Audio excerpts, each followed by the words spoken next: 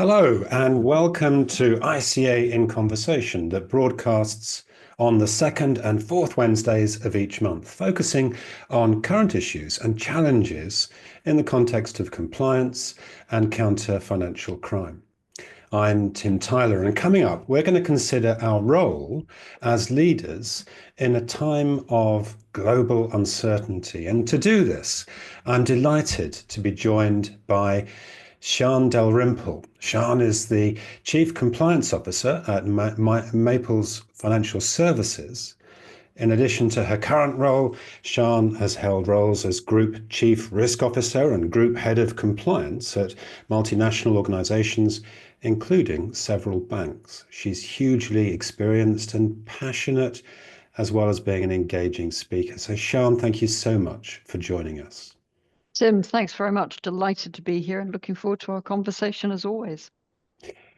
Thank you. As ever, we'd love to hear from you wherever you are in the world. It's always interesting to hear or see if people post in the LinkedIn comments for this event where they are in the world. And it's an opportunity for me to remind you that we'll be looking to see any questions or observations that have been raised using those comments for this event.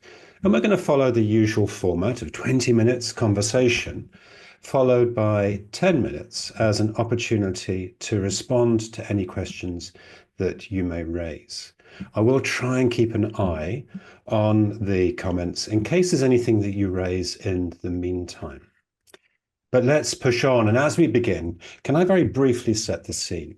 I think we all recognize the volatility and complexity of the world order at the moment. We're moving away from US Western domination in the context of compliance and regulation to one that is increasingly multipolar. In just the last week, we've seen a massive show of force in Beijing, strengthening alliances between China and Russia, Iran and North Korea against a background of stronger relationships with many other non-Western countries. France continues to drift away from the center ground politically amid staggering levels of debt. And again, we've seen developments just in the last few days, as well as developments in the context of Gaza and the Ukraine, moving into new phases in those conflicts. And the China-Taiwan crisis seems more and more likely to develop. Closer to home, for many of us, the FATF hegemony may be fragmented in the coming years and months, increasing the regulatory complexity that we face. And of course, I could go on, but our focus here is on the implications this has for our role as leaders. So, Sian, that's a long introduction. Can I come to you and ask, well, let's begin, but can I ask, what do you see as the role of leadership in these uncertain times? Thanks, Tim, and a really good introduction because there are so many things going on in the world. I think you've got to consider what we're doing from a financial services perspective and the expectations that regulators and governments increasingly have on those financial services firms in the fight against financial crime. And financial crime is a very broad brush chapter, if I could call it that. Leadership has changed dramatically. And you and I have previously talked around the benefits or otherwise of artificial intelligence and all sorts of other things. For me, leadership today is how someone of my experience can develop the next generation of leaders. And the tools that you've got available are significantly different than the ones that we had when we first started out. But I think you've also identified in your introduction the complexities that we face. So you can't, I believe, in order to be a successful leader, you can't be too siloed or too narrow in your sphere. You absolutely need technical expertise across a range of different things. So I'm just going to talk about sanctions. It's become ever more important ever since the Ukraine crisis kicked off. But I think we are going to see sanctions being used more and more as a political tool.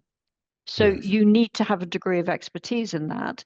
But if you're going to become a future leader of, I don't know, a large financial services firm or even a small financial services firm, just having knowledge of sanctions is not going to help you understand the prudential challenges or some of the other regulatory challenges. You need that knowledge, though, in order to help develop your team. So I think it's, in a funny sort of way, it's almost easier to start out being part of a very large firm because you've got different branches. Yes. Whereas if you start in a startup or in a smaller firm, you are a jack of all trades and you need to become a master of all of them. And that's really, really hard if you don't have people around you who are already masters. And so for me, leadership then encompasses mentoring, coaching, and sponsorship. And you don't need to be part of the same firm to provide the mentoring support. Ideally, you should be part of the same firm to provide the coaching and the sponsorship. And that's all part of being a really good leader, I think. And you mentioned that we're starting to see some change in this. And in the conversation that we had yesterday, anticipating this one, I think we recognize that our experience of growing as a leader is very different to the one that many face today. And there's a danger that we're overly focused on transactional activity, on what needs to be done here and now, without necessarily bringing up, as you say, the next generation of leaders. So can I pick up on the observation you've made around experience and the importance of the breadth of experience? How can we develop that for our next generation? What meaningful steps can we take to ensure that they are equipped in the future? So I'll go back to basics, actually, because you want to attract new people coming into the field of regulation, of compliance, of financial crime. So whether you're targeting school leavers or university graduates or people, gamekeeper turned poacher, whatever you might want to call it, you need a really strong program to help them understand the business that you're bringing them into. And every business is different. You know, I was having a conversation earlier today about acronyms. I moved to Maples last year, thought I understood the acronyms, and suddenly I'm presented with a completely different glossary. So I've had to relearn. It's as basic as that. So at your junior level, have a really strong program. And it's not a program that's 6 months long. It's a program that's probably 18 months to 2 years. And in the past, I've been very fortunate at creating graduate programs. But that gives those new joiners the bedrock of the different areas, and make sure you rotate them. Make sure that they've got mentors. Give them the opportunity to be involved in a project or to present, because you need to see them in different environments. That's really important. And then as they develop, I'm a very, very strong proponent of goals and objectives, but I can't drive someone's career. They need to drive it themselves, and they need to know where they want to be and how they want to get there. But goals and objectives are really, really important. And it's not a once a year conversation. Every time you have a one-to-one meeting, you should be bringing those goals and objectives into that discussion. But at the same time, you're going to have goals and objectives that are going to drive the firm forward. Yes. Yeah, as a collective. You then need to adjust them depending on the seniority of the individual. And at the same time, I've been passionate about making sure the people who work with me or part of my team always have a personal development goal. And there'll be many people who will know when I've interviewed them, I always have a question that I ask them, and it's two parts. If you were prepping today for a mid-year or an end-of-year review, what's the one area that you would want to talk to your boss about that you would want to develop further in the next 6 months? And the second part of the question is, what's the area that they would be telling you to be working on? So the second part is constructive feedback. The first part is you owning your personal development. And we need to inspire and give people that opportunity as senior leaders. And then we need to make sure that you're touching base with them and understanding not only on the personal development, but just as importantly on their understanding of the business and the business that you're giving them exposure to. There's so much I'd like to pick up on around what we've been talking about, but what you just mentioned there, and that is knowledge of the business. For anyone in a leadership position, of course, it's vital. But I think it's worth highlighting that for those of us working in compliance, it becomes even more important. Yeah. One of the things that I often see when I talk to compliance professionals is a kind of attitude of, well, I know the compliance world, I know the regulations, I know what we should be doing, and I'll tell the business. I'll educate the business. And there is that. And although I don't think it's intended to be slightly arrogant, it can appear as such. And actually, I think a far stronger approach is before we say anything, we listen, we learn, and we understand the business, the operating model, the supply chain, all the things that we need to understand to do our compliance role effectively. And now we overlay that with our role as leaders. If we're becoming more senior, for instance, then again, we need to understand the business, but in a different context, I guess. Here Absolutely. we're thinking about, so do you recognize that? I do. And actually, there are several component parts to that. So understanding the business, it's not from a book, it's sitting at the desk. Yeah. Are they traders? Are they bankers? Are they fund service operators? Are they in asset management?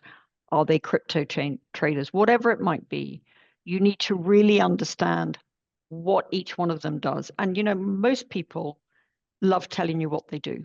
Yeah. So ask questions. No question is a stupid question. You need to understand each component part of the business, and you should never be afraid of asking.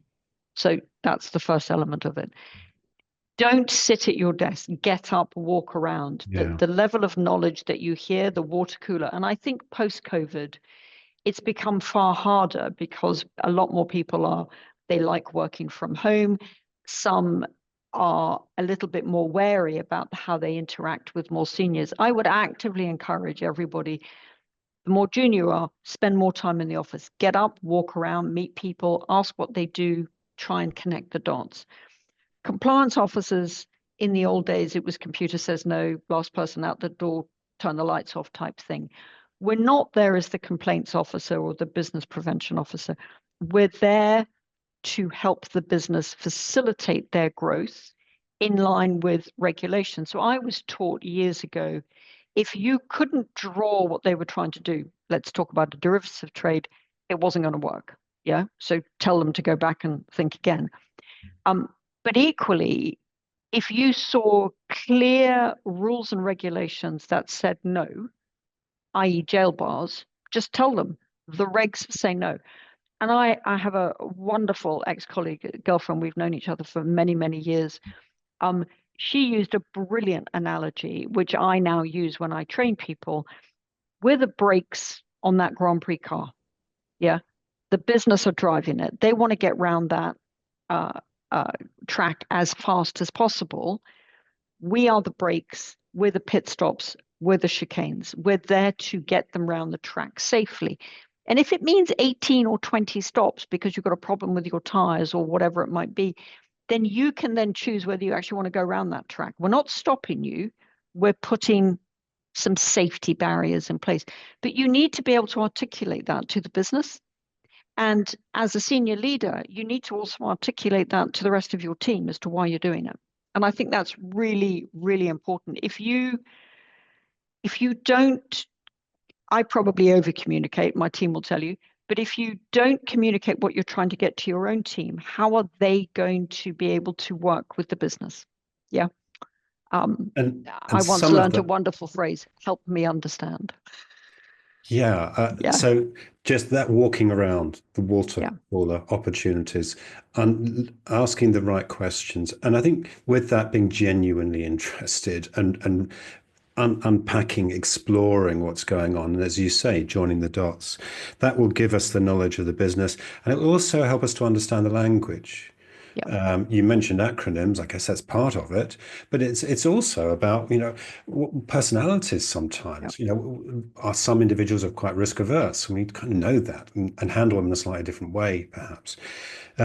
So we were thinking But though. I think, let me just pick up on that note, Please, yeah. because as a compliance officer, you're probably more naturally risk averse. You're not going to be going gung ho, but you can't impose your risk averseness on the business.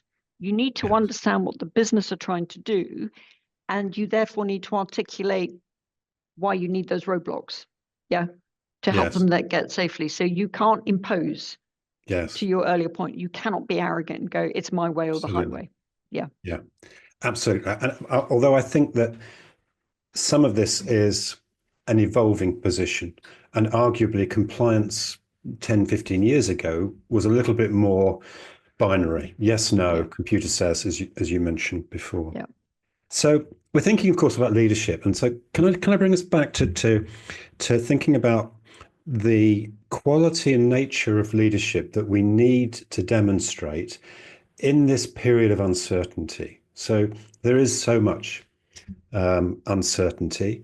AI, as just one factor, is huge. People aren't sure what the future holds.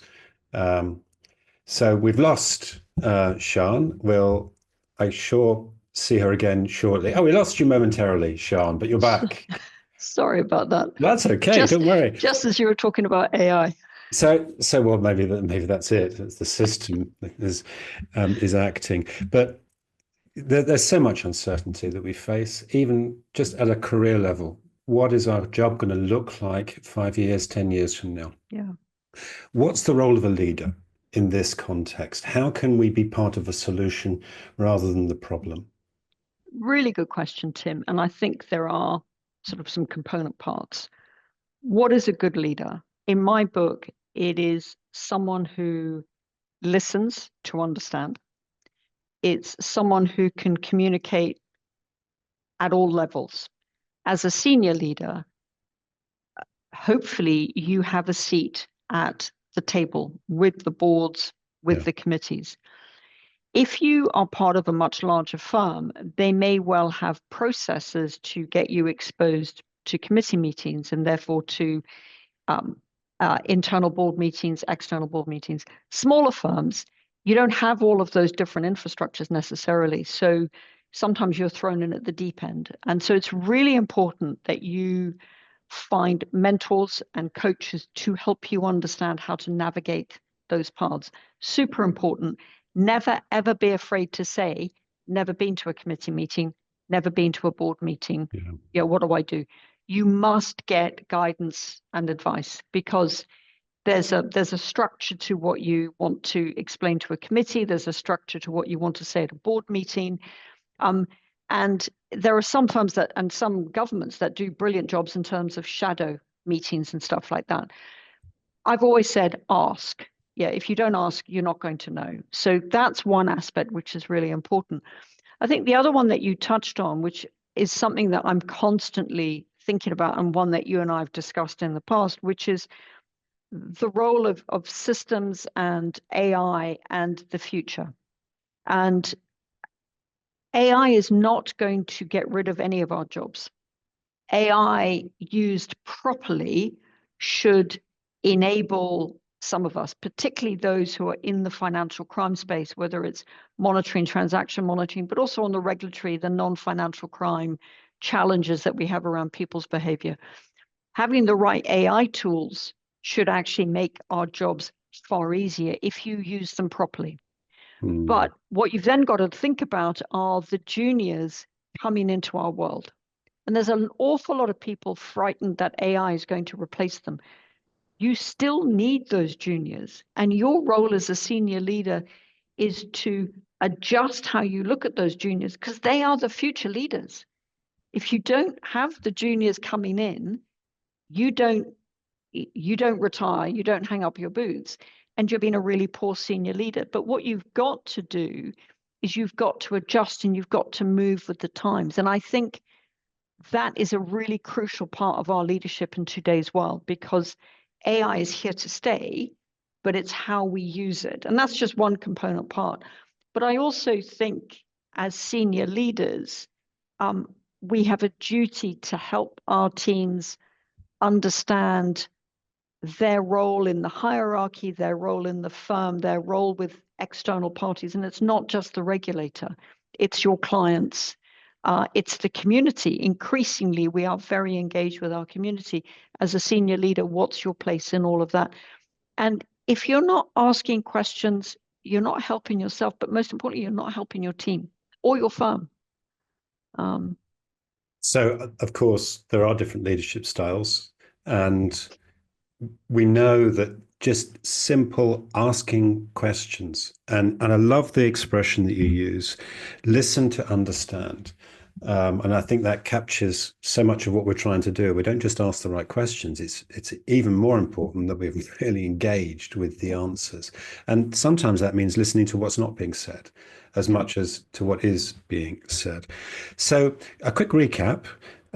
We've covered a fair amount already. We've got 10 minutes remaining, and a quick reminder, if anyone would like to ask any questions, I can't see any coming up. Lots of comments from around the world. It's lovely to see who's joining us from all over the world.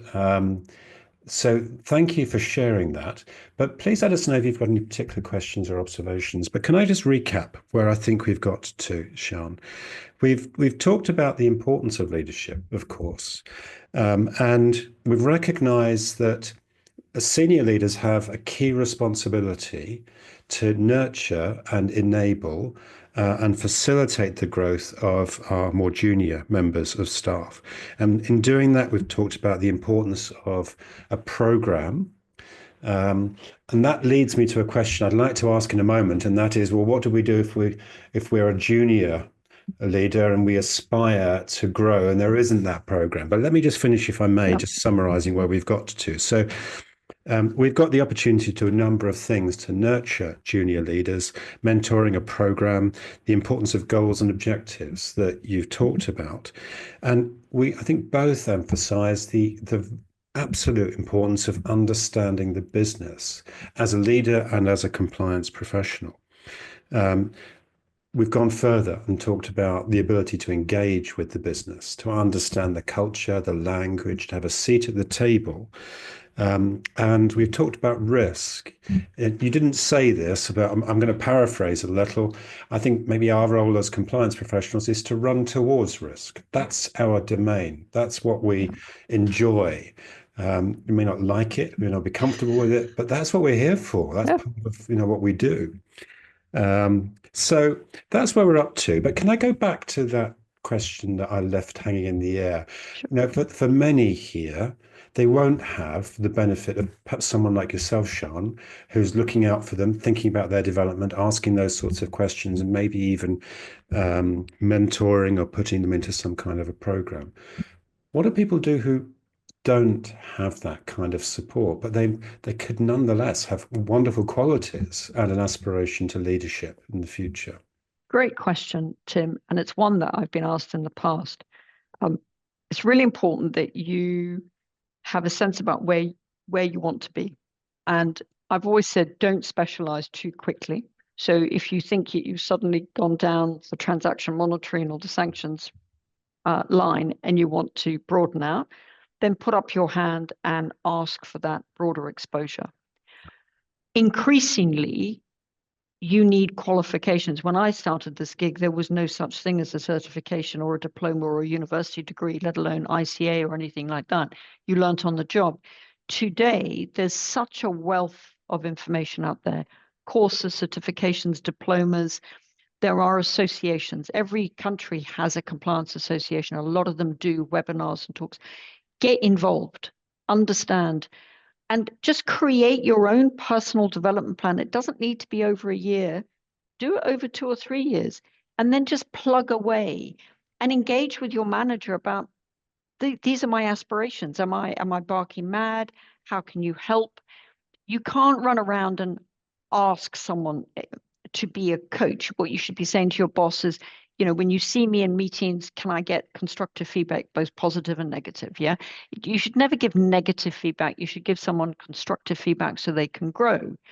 Find a mentor. They don't need to be in the firm, but they need, if they're in your industry, you can just plug away and talk to them. Yeah. But own what you want to do and then look around your society, your community.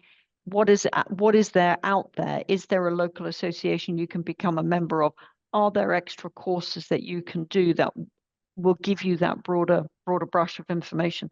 So many different things. I could talk for hours just on that topic, but This is really good advice, though, and I think you can maybe distill it down to you have to take the initiative. yeah, You have to be proactive and not just simply sort of sit and somehow wait for this to fall on you. The world doesn't work like that. We need to actually engage with it. But there's an interesting question that's come from, and thank you to Samita, who's asked, well, what quality do you think someone new to compliance should possess? great question. Curiosity and energy. If you're curious, you're going to go and ask questions and you're going to dig.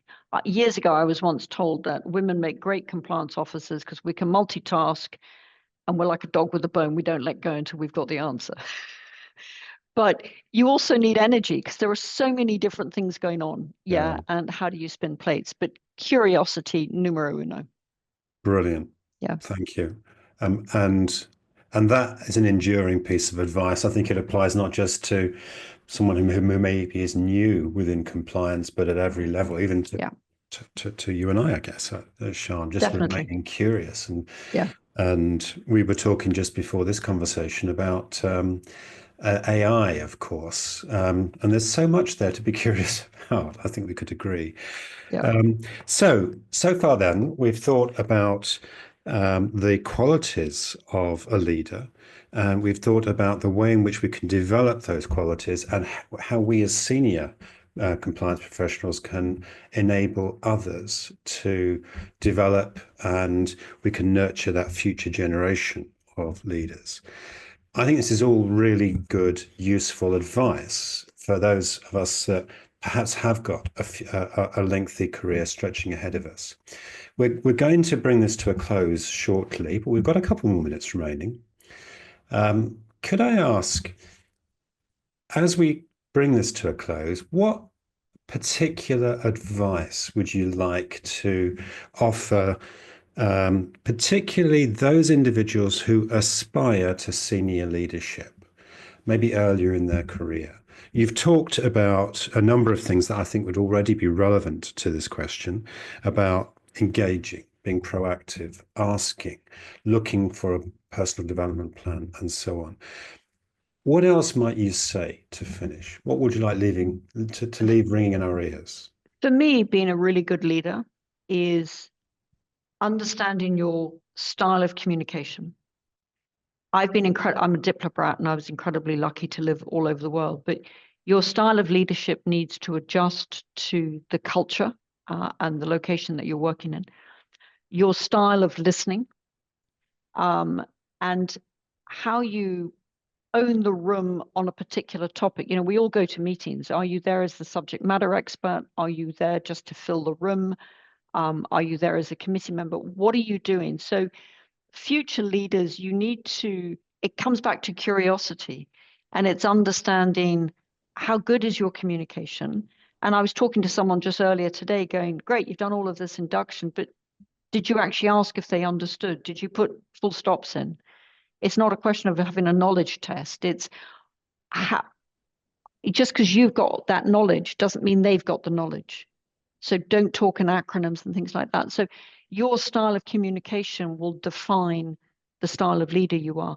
Your style of working with people, your kindness, your willingness to help them develop will define you as a future leader.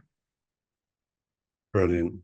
And going on, if I may, what I think you've described there, one of the components is understand yourself, know yourself. That's quite Socratic, of course, or Aristotle talked about the importance of knowing ourselves. But you go further, don't you? You're saying, well, the way where we work is an intersection between what we are and our own style and the culture of an organization that we're working in and the role that we have. And I guess that's the art, isn't it? To It is bring those three together. But that self-awareness becomes so important in realizing that ambition. critical. Yeah. Um, Sian, thank you so much. Pleasure. We've Always a joy covered, to talk to you. Covered well, loads of thank stuff, you. haven't we? We've covered a lot over the last 30 minutes. I'm very, very grateful, not just to yourself, Sian, but to all those that have joined us, and all those who will join us through either Spotify or through Apple or YouTube or through the ICA's own Learning Hub. Thank you for joining us for this conversation. In 2 weeks' time, of course, I'm going to have a conversation with our colleague Jane Yeah. G, on the same theme, but thinking more in terms of our use of technology in the context of so much change that's going on around us. Should be But a really good conversation. She's got a lot to say on that. she So I know it's going has. to be fun. Well, once again, Yeah. John, thank you for today. Thank you so much, Tim. And wherever you are in the world, do take care and have a Yeah. good rest of your day.